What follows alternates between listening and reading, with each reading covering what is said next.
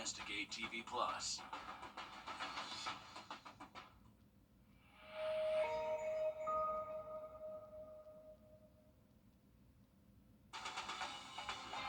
Live from Augusta, you're watching News 12 live at 5.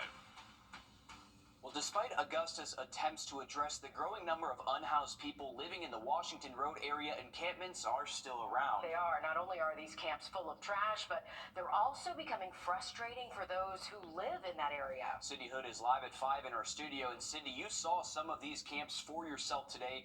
Walk us through what you saw and the concerns that people are sharing with you. The woods you see behind me is filled with trash. This area is right off of Washington Road near where 2nd and Charles used to be, an area most of us can say we drive by every single day. It looks like the woods hasn't been touched or cleaned in months, but that's because you wouldn't know this was here unless you happen to walk by or live in the area. Some folks that live in the area say they've had problems with people experiencing homelessness for years now. So that's why they take matters into their own hands to help clean up. This is sort of it's sort of out of sight, out of mind in this area. And if you sort of put it out to where people can see it, it gets things done a little quicker. Well, as long as we can get it cleaned up, I'm okay with it. And now that we're talking to you, it might get done, so I'm okay. And coming up all new tonight on News 12 at 6 o'clock, how this is continuing to be a problem for people that live in that area and what city leaders are doing to address it. All right, thank you, Sydney. Obviously a big problem. Will, you were out there today with Sydney. Just a mess that you wouldn't even know is there. Yeah, absolutely not. And it's right by those roads and those businesses that you or I travel and see every single day. And we talked to that gentleman there, and he said that was one of the smaller encampments. Wow. Cindy, you were there as well, obviously. And if that was considered small, that's a huge problem moving forward, you would think, because those camps can get very large. And again, they're right off the roads that you and I see and travel every day. So it's going to be a problem that needs to be addressed moving forward. It's not a new problem. Right. It's something, again, that still needs to be addressed. One that's now getting some attention. Thanks to both of you for that. Changing gears to weather now as we take a live look over 10 minutes. All right, thanks, Riley. Amid allegations of jury tampering and a state investigation, Colleton County Clerk of Court Becky Hill is resigning from her position. Hill is accused of tampering with the jury in disbarred attorney Alec Murdaugh's double murder trial in the deaths of his wife and son. Today, Hill said that in the wake of the Murdaugh trials, she has reflected on her time in office and decided to resign. Another significant impact in our clerk's office was in 2023 when we had to manage one of the biggest trials in South Carolina history. Our small town came together and made everyone proud. Managing a trial with such importance to the people of South Carolina, as well as of the national and international media, interest, and public scrutiny, and has caused me to reflect upon decisions involving my stay in the office of the Clerk of Court. Hill is also facing separate allegations of plagiarism in a book that she published after Murdaugh's trial, which she also denies. The Young Thug trial in Georgia could last until 2027. That's according to one lawyer involved in this case. Jeffrey Williams, also known as Young Thug, is being tried under the RICO Act for gang activity that led to several shootings in the Atlanta area.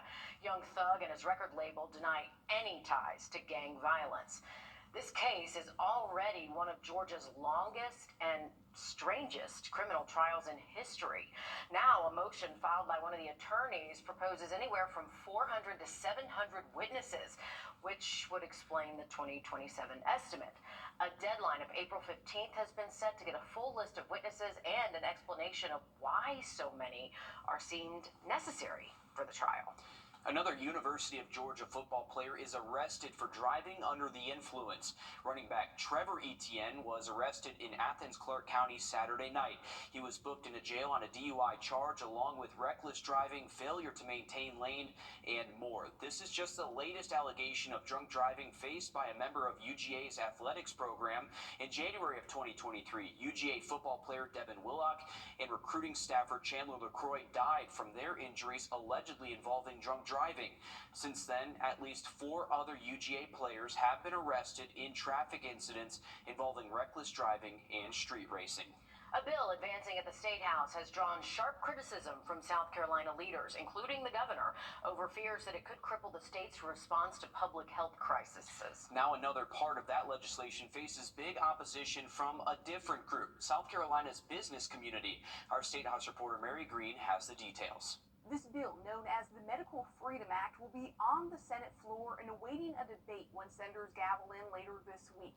The head of the South Carolina Chamber of Commerce says the state shouldn't tell employers how to run their businesses, which he says this legislation would do.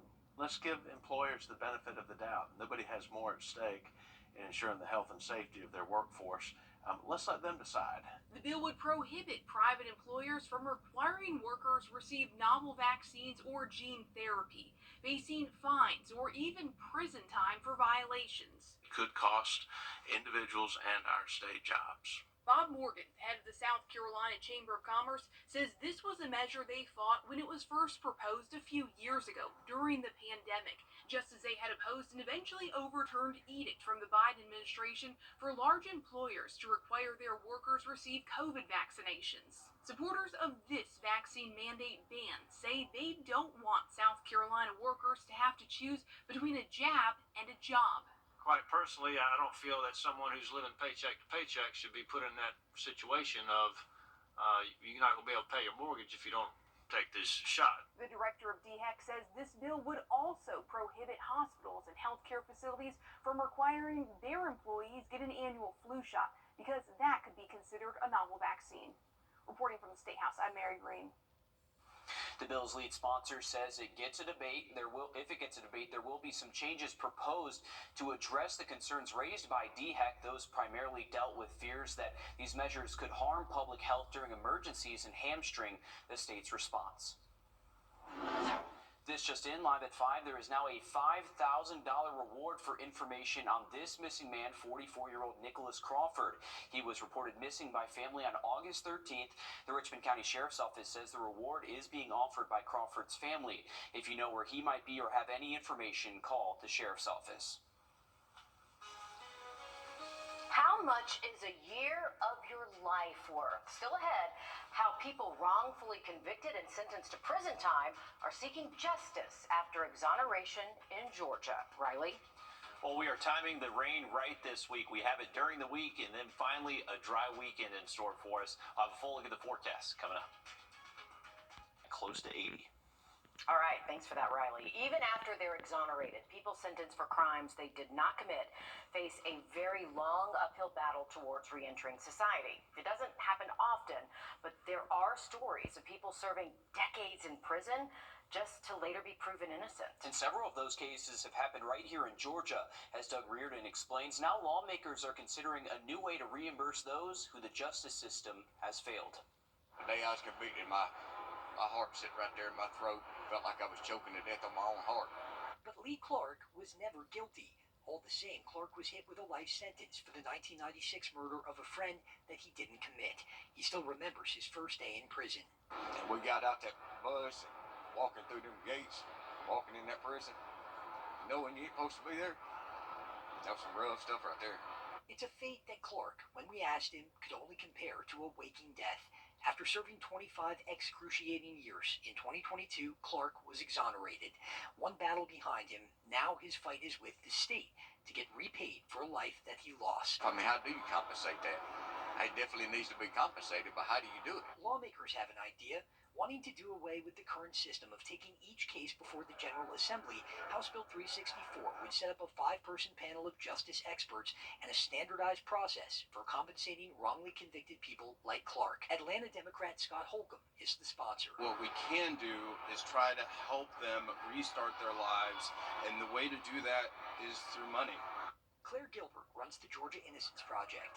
They come out of prison with no money, no savings, no payment into Social Security, no job skills, no job history. Last year, Joey Watkins was exonerated after more than 22 years in prison for murder. He's all for House Bill 364, but wants people to remember the thing about money. It can never repay people for the time they lose in prison. I wouldn't trade those 22 and plus years that I lost for no amount of money in the world. And the new legislation would entitle wrongfully convicted people to between $50,000 to $100,000 for each year of their wrongful incarceration. Coming up, a dire warning to park at your own risk. We investigate the lack of regulations on America's aging parking structures. First Alert Radar, powered by Jim Hudson Automotive Group. Spring of the saving. Come, click, click.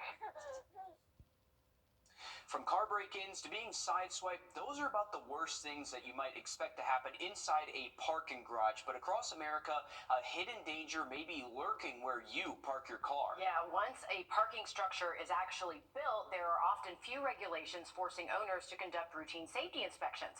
Here's our national investigative reporter, Chris Nakamoto. This is where my car was parked, right next to this beam. Catherine Cruz is still trying to snap out of a nightmare after the parking garage where she kept her car came crumbling down. Bent beams marked the spot in the Cleveland suburb apartment complex where a large portion of the garage fell in. What's left of the parking structure still standing, now suspended with scaffolding. Months later, the collapse is still weighing on her mind and her wallet. I finished paying off that car a week before. I made the final payment on that car a week before this collapse. Her car, with just liability insurance, Baby.com. Click, click. From car break-ins to being sideswiped, those are about the worst things that you might expect to happen inside a parking garage. But across America, a hidden danger may be lurking where you park your car. Yeah, once a parking structure is actually built, there are often few regulations forcing owners to conduct routine safety inspections. Here's our national investigative reporter, Chris Nakamoto.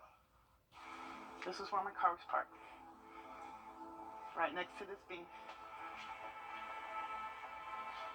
Catherine Cruz is still trying to snap out of a nightmare after the parking garage where she kept her car came crumbling down. Bent beams marked the spot in the Cleveland suburb apartment complex where a large portion of the garage fell in. What's left of the parking structure still standing, now suspended with scaffolding. Months later, the collapse is still weighing on her mind and her wallet. I finished paying off that car a week before. I made the final payment on that car a week before this collapse. Her car, with just liability insurance, left in mangled ruins, crushed when a demo crew came in to remove debris. News reports across America, like this one from outside Dallas, Texas, capturing examples of catastrophic collapses. Another from Jacksonville, Florida, displaying the aftermath. From Kentucky to Massachusetts, Virginia to Oregon, these concrete and steel behemoths are falling apart. Without proper maintenance, concrete and metal weaken and break down, shortening a garage or deck's lifespan and increasing the risk of structural failure. But our investigation found depending on where you live, there may be no one making sure that upkeep is done, leaving you to park at your own risk. I don't park in certain parking structures. Simple as that. I just don't. Jerry Braunstrup is the owner of Foundation Technology, a company in Southern California that specializes in parking garage repairs, making him acutely aware of the effects of the unrelenting stressors parking garages face from fluctuating temperatures, corrosion from salt, exhaust from vehicles, and the sheer weight from them. Damage like this can be fixed and decay slowed, but Braunstrup says that type of maintenance is often ignored because of the cost. I mean, if we can keep concrete alive in Rome for 2,000 years, we can figure out a way to keep concrete alive in America that's only 50 to 100 years old, but yet we don't. We tear it down or wait till it falls down. Our national investigative team found parking structure regulations are few and far between. Of the top 50 metro areas across the country, only a handful require parking structure owners to conduct any kind of periodic structural safety inspections after construction is complete. Even then, some only require those inspections for structures attached to condos or hotels, or that have been around for more than a decade or two. At the state level, only New York requires that all parking structures receive routine inspections. In 2018, the state mandated regular inspections every 3 years to look for signs of trouble. The truth is, unfortunately, it takes a catastrophic event for our regulatory agencies to get off their backside to be able to do something about it. There are some states and cities starting to take notice of this dangerous problem. Florida added milestone inspections after a condo collapse there killed 98 people and injured dozens more. Wisconsin introduced a bill that would require inspections every 5 years. And Cleveland, Ohio recently passed similar rules. What's the worst case scenario if nothing changes? Oh, we'll see more collapses. We'll see more collapses. There's no doubt about it.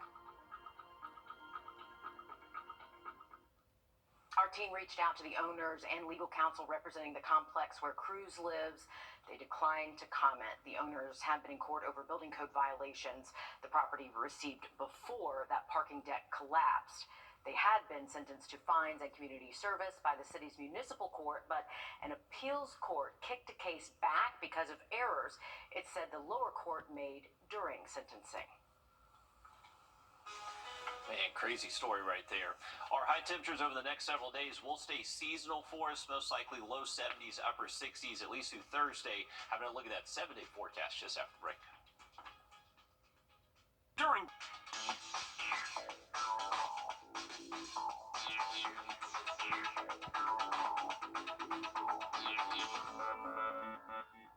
Urgent notice from Waynesboro Chrysler Dodge Jeep Ram. the 2023 final sell-down. New Challengers as low as $27,700. If you can't come to us, we'll drive it to you. Take the short drive on Highway 25. Good to go Waynesboro.com. After a Central, all new, all spring on CBS and streaming on Paramount Plus. At the CBS Evening News, we focus on solutions, finding solutions to healthcare problems, how much money we can spend on groceries, finding solutions to help people understand what are the right choices to make for you and your family. Don't wait. Drastic discounts right now. It's the 2023 final sell-down at Waynesboro Chrysler Dodge Jeep Ram. 2023 Dodge Hornet GT Plus from $34,600. Good to go. Waynesboro.com. Plus, Chief Meteorologist Riley Hale for your first alert. You're watching News 12 live at 5. Continues. The murder trial against two parents in the death of their child is delayed. Leon and Tanya Tripp have been charged with malice murder, felony murder, and more. Law enforcement says they even tried to hire a hitman 3 times to kill their daughter, Janelle Carwell. She was just 16 years old when officials say Leon Tripp allegedly kidnapped and killed his stepdaughter in April of 2017. Janelle's body was found in a shallow grave behind a home on Golden Camp Road in March of 2018. Tanya Tripp is accused of concealing Janelle's death, and her charges were upgraded 5 months ago after District Attorney Jared Williams uncovered that Leon and Tanya say they actually worked together. Now that brings us to today, where the trial was set to begin, but now it's on hold. Our Hallie Turner is live at 5 in our newsroom. And Hallie, walk us through why this is not happening. Yeah, well, it all centers around the Georgia Supreme Court deciding whether certain statements made by Leon Tripp get thrown out of the evidence pile or they're kept. Until then, the Tripp's court date for an official trial remains on hold. It's one that the couple has waited on for nearly 7 years. Leon Tripp's defense attorney says this will not be a swift process and could take some time until the decision is made. And until then, they will stay in these striped jumpsuits. The reason that everything has been paused is because on the eve of trial, the state has filed their notice of appeal, understanding that that is their statutory right to do, but that is why this case is not going to trial. Now, we'll have more on the Tripp's day in court coming up all noon tonight on News 12 at 6 o'clock. Thanks for staying on top of this, Hallie. Of course, this was a huge case. We have extensive coverage on our website through the different technicalities of the case. It's just been interesting to follow. Absolutely. It just goes to show how long these cases sit until they actually come forward for prosecution as well. And at the heart of it, a young lady who our community still misses so much. Thanks for that update, Hallie. Take a look at temperatures across the... Thanks, Riley. A third suspect is now wanted in connection to a deadly November shooting in Augusta. 19-year-old Cameron Williams is accused of murder in the death of 32-year-old Myron Garnett. Now, authorities say he was shot on Wrdw Street November 16th. Williams is armed and dangerous. If you know where he might be, call the Richmond County Sheriff's Office. 2 others have been identified and arrested in connection to this deadly shooting. 20-year-old Anthony Williams and 30-year-old Shakisha Jackson both are charged with murder. The city of Augusta is facing a new lawsuit by the family of a man dragged more than 50 feet by an Augusta Fire Department vehicle.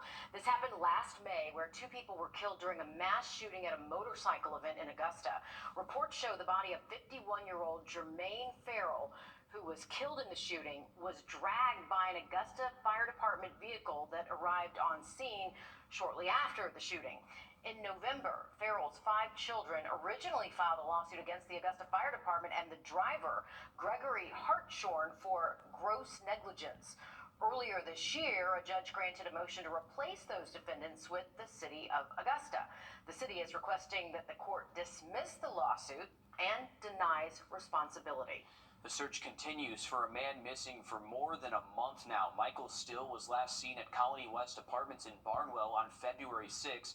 The Barnwell County Sheriff's Office says they're continuing to search for Still, who is around 6 feet tall and 275 pounds. There's a $300 reward for information on Still's location, so if you know anything, call the Barnwell County Sheriff's Office. It's been a big topic for years now at the Georgia State Capitol. Now sports betting is back on the clock as the legislative session winds down. Our Georgia State House reporter Abby Kasoris breaks down where the bills are now and what the odds are they get passed.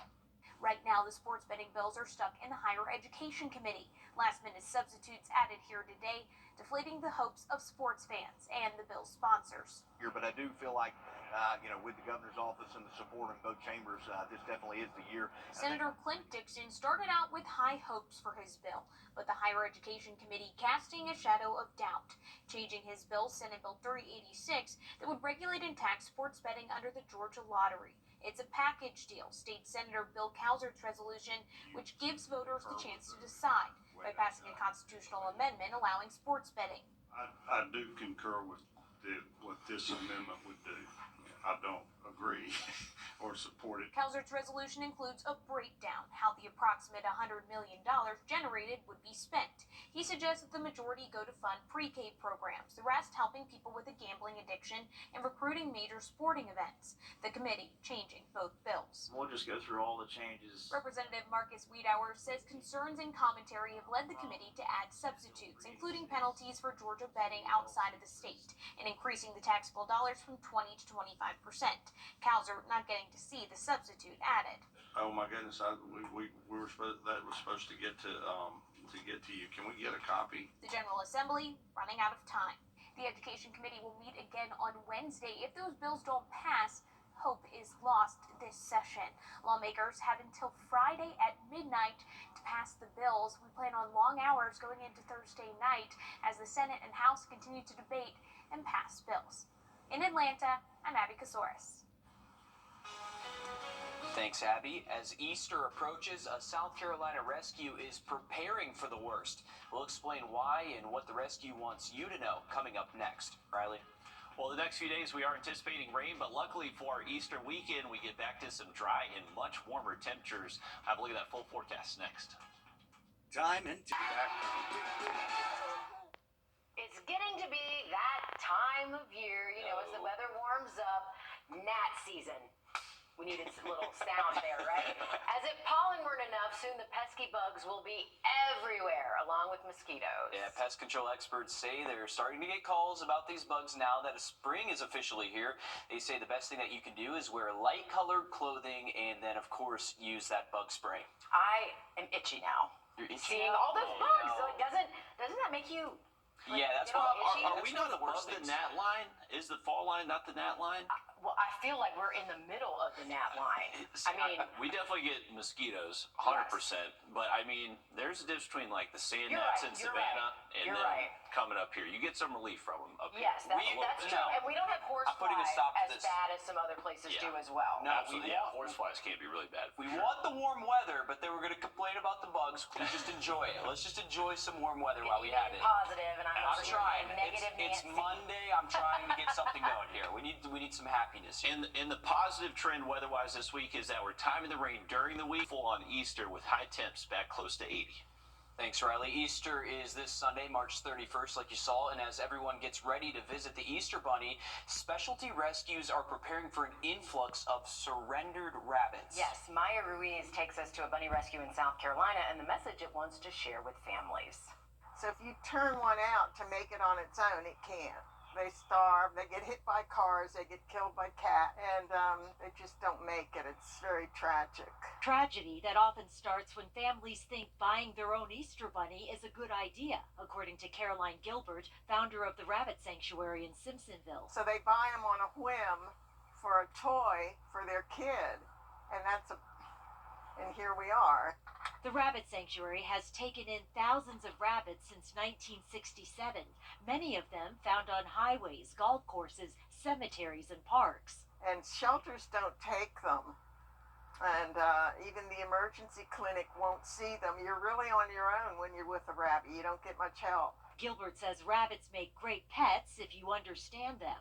No, just that he wants to be a member of the family. He doesn't want to be in a wire cage. She says they need a safe place to wander and do what rabbits do, like dig and chew. That gets them in a lot of trouble because they're going to chew your house up unless you bunny-proofed it. You don't need to walk them. You can train them to a litter box. Or litter pad. Just be careful when the droppings don't stay on it. And be prepared to buy lots of produce. When you open the refrigerator and there's nothing in there but cabbage, broccoli, kale, parsley, and cilantro, you tend to get healthy too. Rabbits also need regular servings of hay or straw and specialized food for extra nutrients. Gilbert says rabbits require special care and a lot of attention. Okay, this is Basil, and he took over my office. Most people already have a dog or a cat, and it just doesn't work. And there again, you have unwanted animals. They're so cute. I know. I didn't even know that this was really a huge problem either. No, I didn't either, but, I can kind of relate to the chewed furniture. The Rabbit Sanctuary is located in Simpsonville, South Carolina, which is about a 2-hour drive or so from Augusta. And here at home, if you would like to see some bunnies without taking one home for yourself, you can take photos for free this week with live bunnies at Community Graphics. Their hours are from 9 a.m. to 6 p.m. every day this week. So it's a good opportunity to do that. Right. Better than buying one. Absolutely. And then, of course, dealing with the aftermath. Yep, absolutely.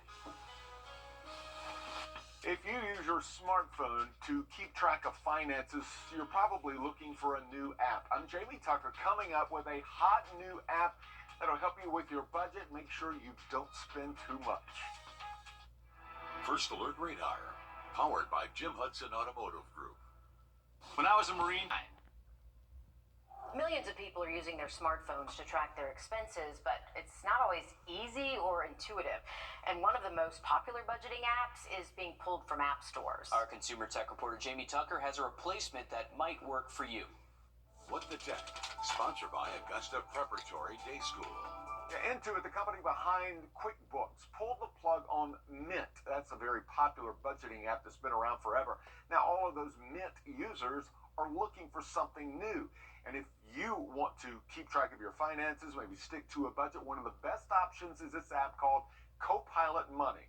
Copilot has many of the same features as Mint. Here's how it works. Once you connect your bank and credit card accounts to Copilot, it tracks all of the money going in and coming out automatically. Do you pay for Netflix every month? Well, Copilot anticipates that payment, so it can help you adjust your budget if need be. And it shows you how much you have left to spend to stay on track. And that information is constantly updated.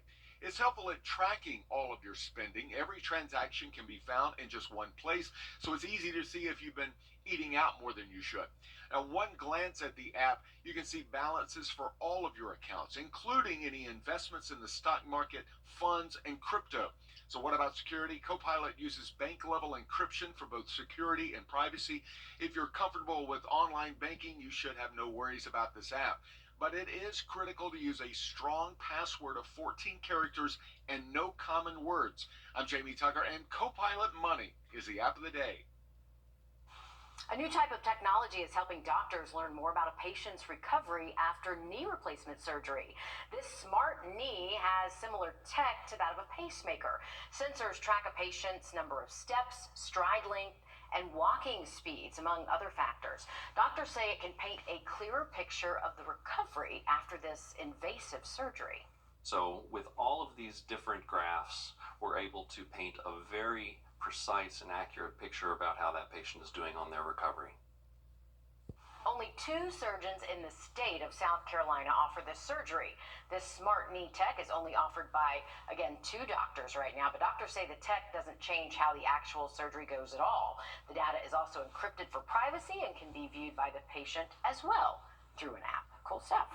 Well, March Madness is keeping us on the edge of our seats, especially with the best team in the country, the undefeated South Carolina women's basketball team. Yeah, they're pretty incredible. Yeah, they're pretty good. Yeah, News 12 Sports Director Dan Booth joins us now as the game